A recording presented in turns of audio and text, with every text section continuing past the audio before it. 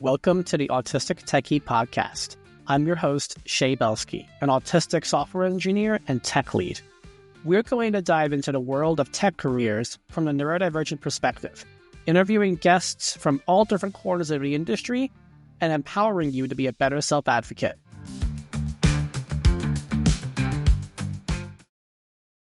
I am super excited today to have on Adam Compton, a principal software engineer with over 20 years of software experience at companies like Slack, FormLogic, Wave, and Quantcast, doing a whole host of different things from embedded tools, low-level hardware, big backends and systems, and massively scalable systems that I can only ever chunk up a fraction of, and I am in awe at Adam's skill level, the breadth of his experience, and the depth of his experience.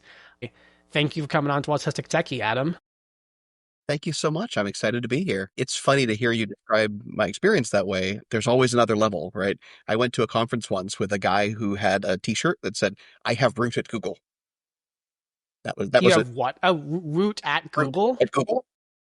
That's scary. That's scary to have that much power in your hands and be able to talk about it nonchalantly. Like, oh yeah, like I can just do stuff at Google. So tell us about how you got into tech and about your career. Where did it all start? Sure. My mom kept a baby book when I was a little kid, and part of it was, asking me questions about things. And the 5-year-old me said that he wanted to be a video game programmer. As do many younger people in their child years who are into video games. Yes. So I have always known that I wanted to work with tech and with computers. I got my first computer when I was 8. My first computer was a Texas Instruments TI-994A, but the first one I actually did stuff with was an Apple II. And I learned BASIC. I learned how to program. I moved on from there. It's just always been a very constant presence in my life. So I've never really had a desire to do anything else. And when you think about the technology, at what point did it start picking up more momentum? You dabbled with technology as many neurodivergent folks in their childhoods do, but at what point did you start taking it more seriously, whether that was at school or as part of your career? When did that start to kind of take off? So I did a lot of hobby programming when I was a kid, in middle school. I learned web design and, built my fan web page for Ryu from Street Fighter, right? But when I got into high school, I took a computer class and I learned how to program for real. At the time, I was learning Pascal, so more advanced than BASIC. I also got into helping to maintain the computer lab. So I learned about network infrastructure and learned about the physical work of IT, of building and managing computers. The first PC computer that I had was actually one that I scrounged spare parts from that computer lab. It's like, this computer's broken, but one of its RAM modules is fine. Yoink. With permission, of course. And they were cool. Okay, I was going to say, they were cool taking parts, pieces for that, and kind of Frankensteining something together. Yeah, hardware that was going to be scrapped anyway. It was, if everything in it was theoretically broken, but some of it could plausibly still work a little bit, there was some gray area that I could use. I do that at my house, not to the same extent, but I have the traditional bag of cables that every home seems to have, and I scrounge around. I'm like, okay, this is the one cable that I needed for this one obscure project, and now it works great. I know I've wanted to save this for 3 years for this purpose. I read a thing about that. It's absolutely life-changing. You get a Ziploc bags that have little write-on labels on them. You put each cable in its own bag and label it. So then you always know exactly what it is. They never get tangled up with each other. They're really easy to organize. It works wonders. That's smart, but that requires my executive functioning to calm down for 2 hours to actually do that and to have big enough bags for that to work. Where did the neurodiversity come in for you? Have you always known you're neurodivergent? Did you not realize it until later? But where does that start to be a part of your story? So I always knew that I was different. I always knew that I did not fit in with my friends and school peers. I will tell you a story from when I was in about 5th grade. We were playing basketball at recess and we were choosing up teams, and the kids were trash talking with each other, and one of the kids hadn't gotten picked yet. I was taunting him and saying, "Oh, nobody picked you because you suck." And he got right up in my face and said, "What'd you say?" And I thought he couldn't hear me. So I said, louder and more clearly, "Nobody picked you because you suck." He clocked me. Oh my gosh.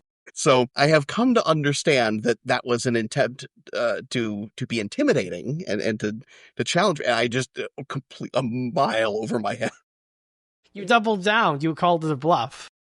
Yeah, no, not intentionally. So I know there are lots of different kinds of neurodivergence. The thing that is most true for me is that I struggle with social situations and social skills. I have, as far as I can tell, basically none of the inbuilt social processing that most people have. So everything that I use to relate with other people is something that I have practiced, is skills that I've developed from scratch. I know, like, my son is autistic and he has a lot of sensory issues, and I've met other people that have all sorts of different things. But primarily for me, I just don't understand people at all. So it makes a lot of sense that I got into computers. I'm curious because I have had a lot of the same problems, and especially in my career, learning, I think, how to work with people. And I think the story you talked about being on like fifth grade and like not understanding the social context of that situation.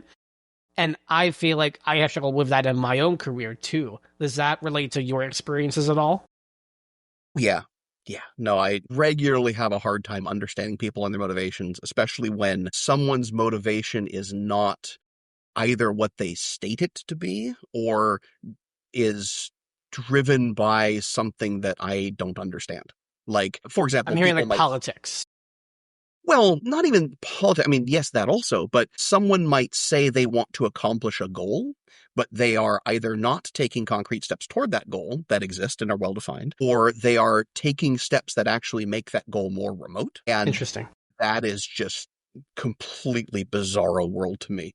But I see it all the time. And I've come to understand that there are things people are getting that are more valuable to them than their stated goal that explain their behavior. But that's something I had to like figure out from principles and observation. It's not, I gather people just know that sort of thing naturally. When you say from other principals, do you mean other principal software engineers? No, from first principles. Like, why Oh, would, like, principles. Okay, this is a spelling thing. This is my autism. I'm trying to picture the word that you said. When I hear of like from other principals, I think other principal software engineers. That's PRINCIPAL. But you said PRINCPLES. That, yes. my brain just like, boom. That's my That brain. reminds me, another of the things I struggle with is aphantasia. And again, that's one of those, I found out about it when I was a full on adult and I learned something about everybody else that day. Aphantasia is the inability to create pictures in one's mind's eye. So I can't do that. When you just said, I'm imagining the words, like, I know that's a thing people do. I can't do it. So I always assumed when someone said, oh, yeah, I could see that, that it was a figure of speech, not that they were literally picturing in their head, like they were using their eyes, the thing. Someone at work just told me recently that they had the exact same condition, and I figured it was the exact same thing, but I was blinking on the word for it. It is a form of neurodiversity, whether we know it or not. And I think No, absolutely.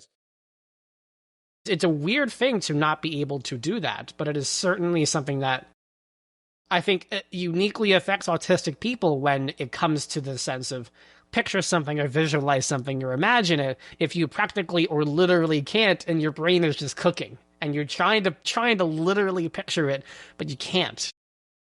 Yeah, I've done martial arts for many years. That's my primary athletic hobby. And it is challenging for me to learn a lot of the techniques because a lot of it is imagine there's someone standing in front of you and figure out where you're going to hit them. And I can't. I can't imagine. So I have to work on muscle memory versus like actually picturing a target. Does that affect your ability to play video games at all if you can't picture what enemies are going to do? Or do you No. play different games? Well, I can, there's patterns. I can remember things just fine. So I can remember the patterns. I do really, though, struggle with games that have intricate worlds that don't present a map. I get lost instantly. So games like Skyrim or Elder Scrolls are okay with the big vast maps. Or Well, are they not okay? I don't tend to like those. I have three small children, so games that require hours and hours and hours of investment, I just don't play anymore. So But you're a yeah, as Mario long as there's Kart household. We do. We play Mario Kart. I actually just played Vampire Survivors with my daughter yesterday. We were taking turns and voting on which of the buffs we should pick. And in a neurodivergent household, you mentioned one of your kids was autistic. Are other members of your family also neurodivergent? So I've never been diagnosed, neither has my wife. But when my son was diagnosed, the doctor was telling us all of the things, all the markers and symptoms. And for essentially every single one of them, either myself or my wife would pipe up and say, "Is that not normal?" We're both, she and I, he got all of our symptoms put together, I would say. And so you and your wife met each other. Did you know that you were each other neurodivergent, or did that come up as part of this conversation? Or how did you come to gravitate towards each other? So I'm in my 40s, and when I was younger, I did not know much about neurodiversity. I did not think of myself that way, not out of any reason not to. It just hadn't occurred to me that that was a label I might take on. I just knew that I was different. My wife and I met when we went to college together, and we, got on well and became friends and started dating. There was nothing about neurodivergence specifically that brought us together, but I think the fact that we were both neurodivergent was something we had in common, even though our challenges are different, hers and mine. Hers are The much two more related to sensory issues. the two things you brought up there that I thought were really interesting, and you'd be shocked at how often it happens. Number one being that when you, as a caregiver of somebody who's neurodivergent, you get a professional evaluation, and the doctor's like, "Oh, by the way, you might want to be evaluated too." You'd be shocked at how often that happens, especially for folks who maybe weren't diagnosed as a child and now are taking their own kids to be diagnosed. And my gosh, the experiences are almost one to one. It happens very frequently, I've heard. Yep. No, I don't want to talk about people I haven't vetted it with, but in my family, I am not the only neurodivergent person. And it was something where, for earlier generations, it was even less clear that this was a diagnosis that you might have. But looking back, like, yeah, absolutely. 100%. I know a lot of people in my friend network and my professional network too, who where, especially in tech, kind of like gravitate towards each other, almost whether it's by accident or not, but for some reason, I have found myself often in my own career being able to like gravitate towards neurodivergent people, whether it was just their aura or it was something they were saying or doing. I have found that many of the friends that I have made for my professional career have been neurodivergent, and not even in like neurodivergent settings, just like at work or at a thing or at an event. They'll just find each other, not even us seeking each other out. It'll just be like, here we go, worlds collide. One of the things I've learned that I thought was really interesting is neurodivergent people apparently tend to socialize just fine with each other, just not as well with neurotypical people.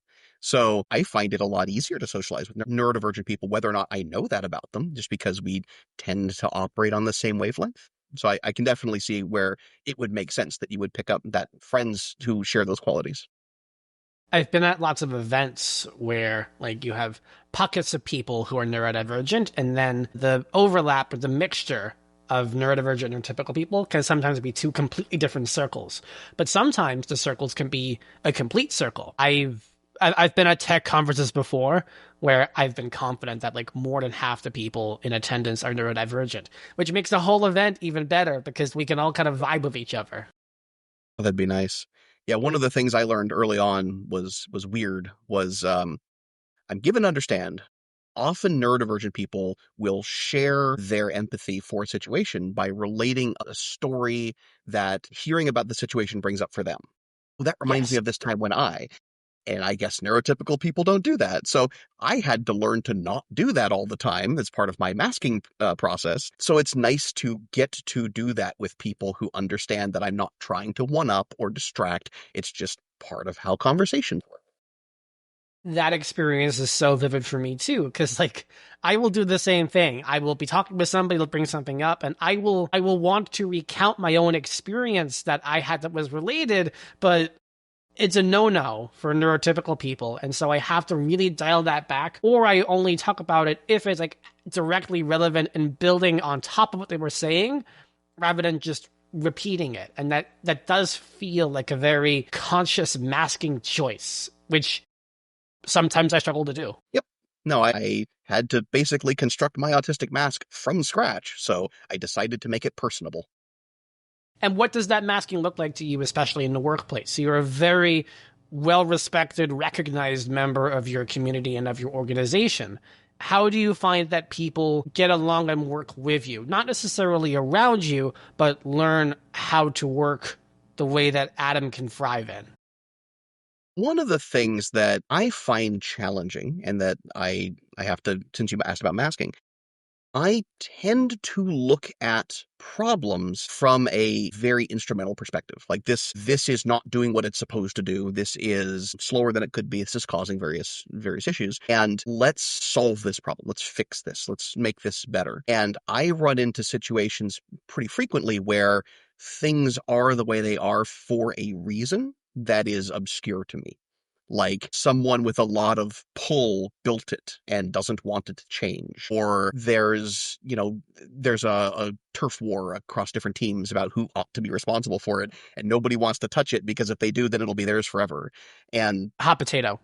yeah, hot potato. So I regularly run into stuff like that where I find something that is technically could stand to be improved, right? Either made better or made less worse. And there are social realities around why it is the way it is that I have to try and understand. And then conversely for my end, I try to make sure that when I'm making changes, I am conscious of why things are the way they are and what the impact of my changes might be on the people around me. So as to not like go into a pull request and tear it to shreds and say, oh, this is all horrible, because that'll make someone feel bad, even if it is all horrible. You want to be thoughtful about why it is the way that it is and how to negotiate the way things are today with how you think they should be in the end. And the way that you communicate that involves a high degree of masking to make sure that people like are understanding the point you're trying to make,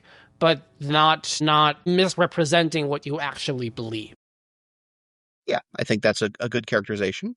Plus, you catch more flies with honey. If you go into a situation acting like you know best and not giving people any kind of respect, then they will tend not to do what you want. But you have the experience, you have the leverage. There are few principal engineers out there. So you do have the unique ability to leverage your experience and your title to be able to affect change that would not be possible for a senior software engineer or an entry level engineer. So, how do you think about negotiating that experience that you have with also balancing the people politics of it? So I worked in my career for a while as a manager, as an engineering manager for a couple of years, and I reported directly to the SVP of engineering at that company, who was at the time the most senior technologist. There was no CTO.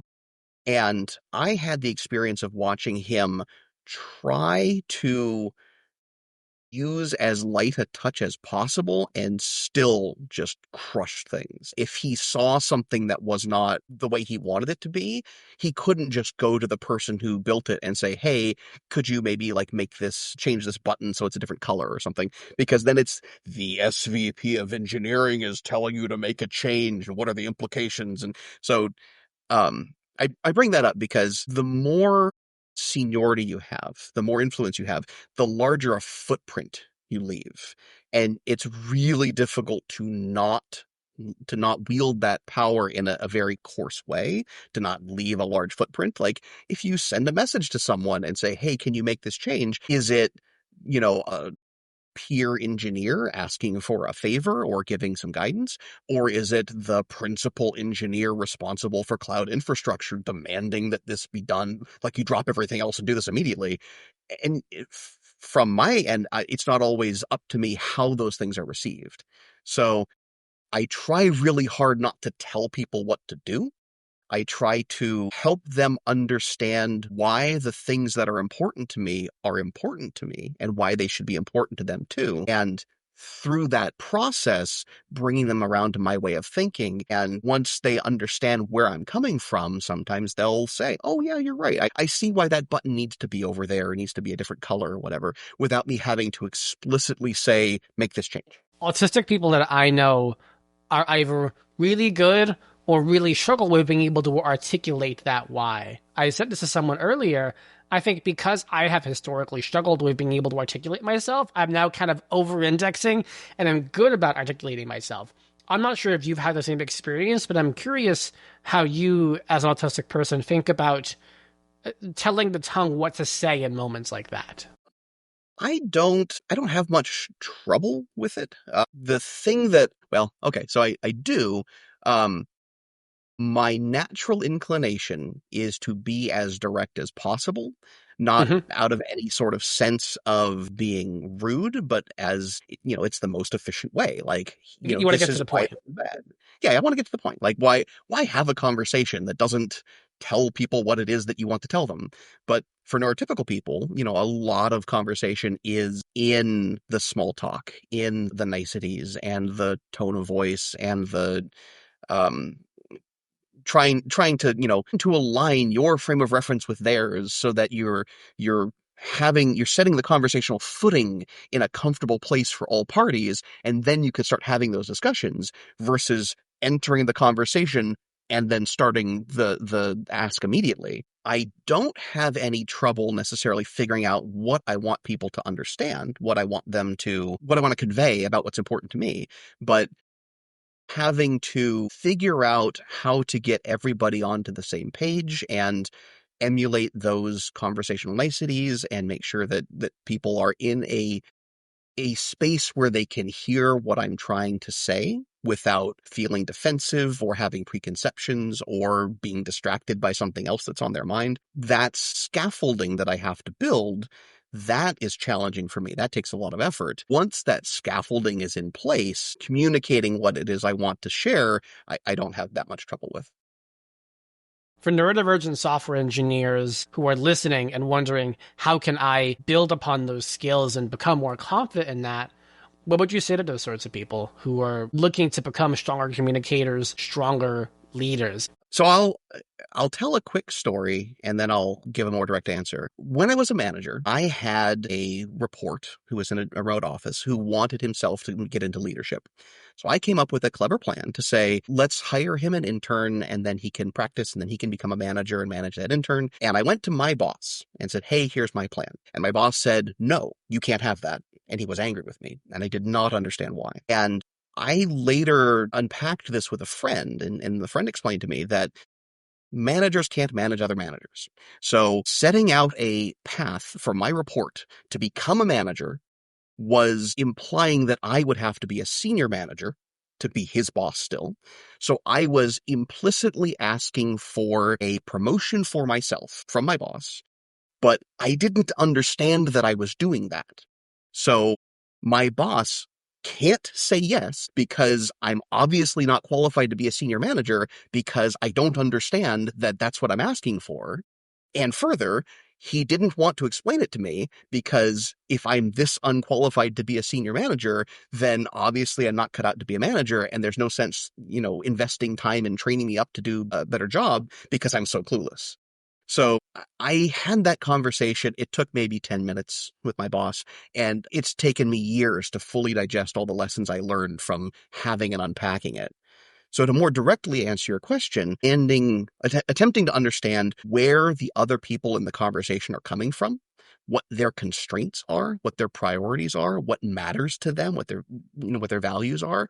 Doing all of that preparatory work, either outside of the meeting or in the moment, helps me inform what I'm going to say, helps me tune what I'm going to say in a way that the person I'm talking to will be able to take it on board. What I'm hearing is like doing pre work, doing some more investigation and trying to understand, like, what are we doing here? What are we trying to accomplish? And what are we actually going after? Whether it is a people management thing to help someone with their skills, or it's a specific goal or a business objective or something like that. I I really resonate with that. even if it's as practical and simple as an agenda for a meeting, or if it's something longer term than that. I really resonate with that. So I'll agree in part and disagree in part. I do agree about pre-work, but the specific thing I'm trying to get at, and I realize I'm not maybe communicating it very well, is understanding the people that you are talking to as individuals, doing that preparatory work to understand their motivations and priorities and beliefs and values. I find that's something that I do when I'm talking to people, and I've never read any like business books or guidelines that tell me to do that because they're all written for neurotypical people. But it's hard for me to make a case unless I am deeply considering my audience as specific individual humans and figuring out the best way to make that case to them. Like the audience is a key part of that, and prep work to understand my audience is necessary as part of making the case.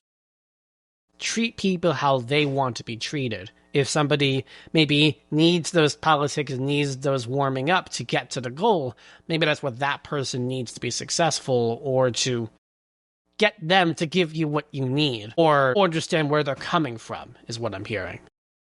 Yeah, so communication is both sending a message and receiving a message. And in my experience, both in my own career and in working with other people who are neurodivergent, people focus on the sending of the message and kind of neglect to see whether it's been received, and then could sometimes get a little bit upset if they really crafted the message and it's been definitely sent and it wasn't received. Well, that's not their fault. The thing that, since you were asking about people wanting to improve their communication skills and wanting to build this, you have to make sure that the message is actually received by the person you're sending it to. You have to make sure that that communication turned up in their brain the way it started in yours. And whatever steps you need to take to make that happen, whether it's considering the audience, whether it's figuring out the best way to phrase things, whether it's checking for understanding after, like asking people, did that make sense to you? The communication, you have to get an ACK, right? I do some networking stuff. So you send your communication and you have to get an ACK to make sure that they received it. It isn't fully communicated until you get that ACK, until you understand that they got what you meant. So sending it is not, Acknowledged, yeah. a Slack emoji, a response, but something more than that. Like there's a difference between receiving something and actually like understanding the implications. Yes, and you have to check that. You have to make sure that the person you're communicating with understands what you wanted them to say, or what you wanted to say to them. And even at that point, there's still no promise or guarantee that they'll get back to you in the same way or form that you are expecting. I mean, ideally they would if it's a business, but that's not always a promise. But also, like, things happen. If you send a message at 4:55 p.m. on a Friday and everybody's going home and you expect a response in an hour, that's probably not happening. I should say, I apologize. I think I've been unclear. I don't mean that you need to get a literal acknowledgement in the sense of, you've communicated something and someone sends back like, oh, yes, I got it, message received. What I mean is part of the process of communication involves validating that the communication was received, not in the direct, immediate response sense, but check back in a week, look at the work output someone's generating and see if it accords with what you were trying to tell them. Ask them the next day, like, did that make sense what I was saying? You need to round trip that communication. You need to make sure that you've correctly induced in their mind the thing that you want them to understand. It's not enough to say it. You have to validate that they heard you through whatever means that winds up being. Like a before and after. That resonates with me a lot, and that makes a ton of sense. And that's something that I'm still learning about as far as being able to follow up or follow through on if I do tell somebody something, do things change in the way that I expected to, or do they change at all? Yeah, early in my career, so I like to write. I have some facility with it. I did an English minor in college. So writing is a something I bring to the table as a technologist, as an engineer. And early in my career, I would write a ton. I would write documents and I would write product plans and requirements, RFCs and all that. And a lot of times I'd write it and people would just say like, yeah, okay, whatever. And no one would ever read it. So I had to understand that it doesn't really matter. Like I was putting a ton of effort to communicate through these written documents, and I wasn't putting in any effort to make sure that the communication was received by their intended audience. So I had to follow up and ask people to review. I had to schedule meetings and make people sit and read the document live in front of me to make sure it got into their heads. I had to, ask people to make derivatives or make changes or read through this document and make Jira tickets out of it or whatever it was. But I had to follow up and make sure that the communication that I was intending to make was actually getting where it was supposed to be. It's the process through which change happens, or at least a process through which some change that you need to make happens. This has been an incredible conversation, and I have learned a lot that I'm going to take away with for my own career. Adam, if people want to connect with you or find you on the web, where can they do that? I don't have all that much of a web presence. I have a blog I write on occasionally. It's handyman5.github.io. I don't even have my own domain. I'm a slacker. If it ain't broke, don't fix it. And if it's free GitHub domain. Yeah, Nothing to complain about there. It was fun to build all of the stuff to, like, as soon as I write the new file, like, GitHub Actions automatically takes it and creates and publishes the page and adds the Blue Sky link and all. So it was more of a fun project there and a way to document the things I'm working on. But it is there, it exists. And I'm on Blue Sky at I have no idea, comptona.bsky.social. I will make sure that all the links are available in the show notes wherever this is distributed. Adam, thank you so much for a really honest and awesome conversation. I learned a lot, and I'm hopeful that folks listening did too. Thank you so much. Sure. Thank you for having me. I hope it winds up being useful for somebody.